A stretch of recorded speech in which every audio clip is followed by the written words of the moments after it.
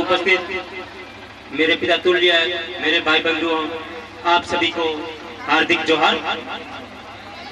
अपन आज के दिन 5 वर्ष से मई 1922 को ब्रिटिश सरकार द्वारा इस रजवाड़े के समय में यहाँ कर लगाया गया था, उसके विरुद्ध में अपने होशियार जी बुम्बरिया के संगठन के प्रयासों से मोतीलाल तेजाबाद के नेतृत्व में एक ही आंदोलन का समर्थन किया। यह घटना 5 मई 1922 को हुई थी। इस घटना में हमारे ही इतिहासकारों ने लिखा कि 800 से अधिक लोग मारे गए, लेकिन इसका वास्तविक इतिहास भी नहीं है, क्योंकि 800 से भी अधिक मारे जा चुके हैं। अपने कई गुजरात में भी पातरिया में हैं और उनको विशेष स्थान आज नहीं मिला है, और वह स्थान अपने को आज खोजने की जरूरत है, अपने को सर्च करने की जरूरत है। और वह बंदा जो अपना खुद का इतिहास नहीं जानता, वह इतिहास बना भी नहीं सकता। यह अपने को बात जानने की जरूरत है।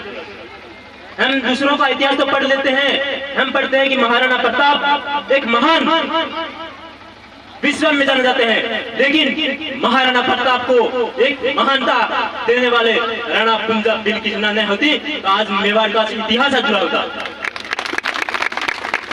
क्योंकि बप्पा रावत से महाराणा अमर सिंह तक पूरी तरह मेवाड़ को अगर बचाने का काम किया है तो बिलों ने किया है। ईडर के पारासर गांव में जो गहनता से इतिहास पढ़ा है उनका पता होगा, देवा, बाली और भोज, उसको एक भोज को ही आज बप्पा काल भोज के नाम से जाना जाता है।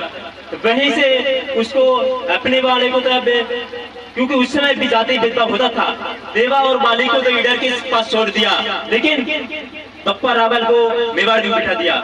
क्योंकि हमारे इतिहास लिखने वाले वही लोग थे, आज हम भी अनपढ़ रह रहे हैं। लेकिन आज अपने को शिक्षा के ऊपर अधिक से अधिक ध्यान देने की जरूरत है, क्योंकि जो शिक्षित होगा वही अपना इतिहास जानेगा।